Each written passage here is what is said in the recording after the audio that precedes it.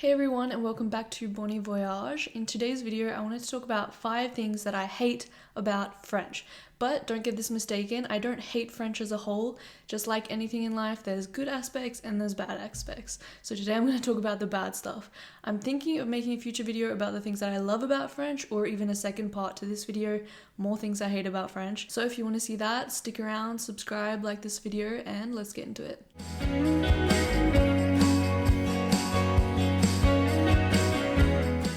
The first thing that I hate about French, and I'm sure a lot of you guys can relate if you're learning French, is the fact that objects have gender.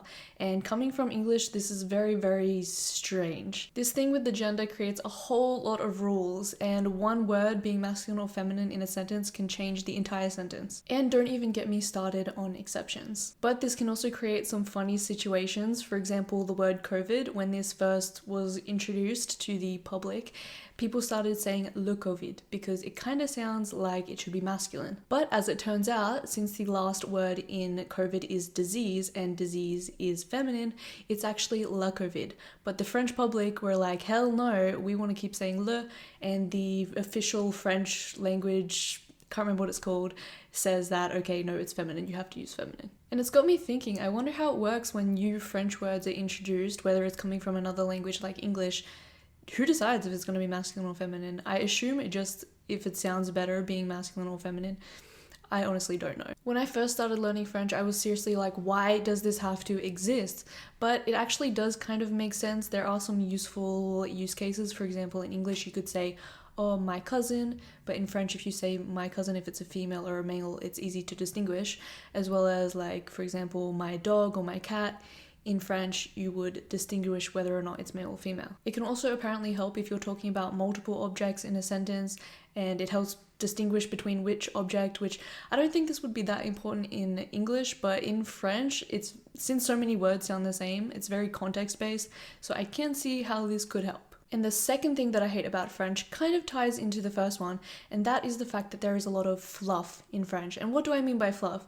By fluff, I mean there is a lot of pronouns, so le, du, de la. I feel like they have to have this in French, or else no one would remember what's masculine or feminine, because the fact that you have to say la and le all the time reinforces it a little bit. For example, j'ai eu la COVID. Instead of I had COVID, you have to put I had the COVID equivalent. Or j'aime le sport, I like the sport, if you translate it directly. But English has just cut this out completely. And same thing goes with que. Que is used all the time in French, all the time, you have to use it, okay? But in English, we've completely cut this out. It did used to be a thing, but not anymore. For example, I think that you need to do that, I think you need to do that. In English, you can just cut out the que and the sentence totally works, but you can't do that in French. Je veux que tu fasses quelque chose. In English, I want you to do something. We don't say I want that you do something. On to the third thing that I hate about French, and that is the exceptions. What's the point of having all of these grammar rules if you have just as many exceptions? So you just have to learn it off by heart anyway. I will admit French is one of the nicest sounding languages, and I don't think that's just my opinion. Maybe it is, but the reason that I think it sounds so great is because they do the liaison. But it's not just the liaison. I think that French sounding so nice has come at a price, and that price being that there's so many extra rules now just to kind of whack in stuff that makes stuff sound nice, and I'll explain. So for those of you who don't know, the liaison, it's when you have a word and the word straight after starts with a vowel. For example, comment allez-vous? It's comment allez-vous, but because there is an A on aller, they say comment allez-vous, and it just sounds really nice, like comment allez-vous. It just sounds, it kind of flows. But it's not just before a vowel, it's also before a H, because the H is silent. Also, even if an object is feminine, if it starts with a vowel and you're using possession, it changes to masculine. My theory is that they do this to make it sound nicer. For example, l'école, une école, but this changes to mon école when I say my school. And honestly, you can see why they do this, because if you use the feminine, ma école, ma école, it just doesn't sound right. And if you thought that was weird, like why do they even have masculine and feminine if they're just gonna change it, then don't hold your breath, because this one's even weirder. Take a look at this, y a-t-il. Now, when you first look at this, you're like, is this seriously a word? Like, does this even mean anything? It kind of looks strange. Il y a is there is, and y a-t-il is there. So you're switching it to make it a question, basically. But you might be asking, okay, yes, you switched it around to turn it into a question from a statement, but why the heck is there a T in there? And again, the reason is because y a-il would not sound right. Y a-il, y a-il. So they just kind of pop a little T in the middle and it becomes y a-t-il, and it kind of flows nicely. And there's a bunch more examples, but I will leave it at that. The fourth thing that I hate about French, and this drove me absolutely crazy when I first started learning French, is that so many words sound the same. And obviously this is because you don't say the end of a lot of words in French. Naturally, there's less options and a lot of things sound the same. And don't get me wrong, this does exist in English with here and hair, for example, but not quite to the extent I think that it exists in French. I'll show you guys a video now. You might have already seen it because it's pretty popular, but it always gives me a laugh. And it really shows kind of just how similar a lot of words are in French. Temps. Time. Temps. Attempted. Temps. Stretch. Temps. Horsefly. Temps. Ant. Temps. As much. Autant. Wait, your tempting ant is spending your time so much you have so many horseflies in your tent.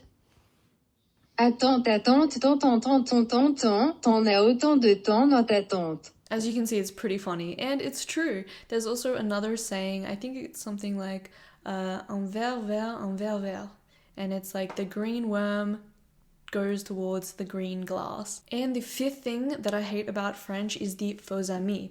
Obviously this is only relevant if you're maybe an English person or maybe even a Spanish person trying to learn French, but there are a lot of faux amis in English and French. For those of you who don't know what that means, it basically just means words that you think mean something because they are really similar in French and English, but actually they mean something completely different. And this goes both ways. French people learning English have the same problem but the opposite. I've got a few examples for you. How do you say quickly?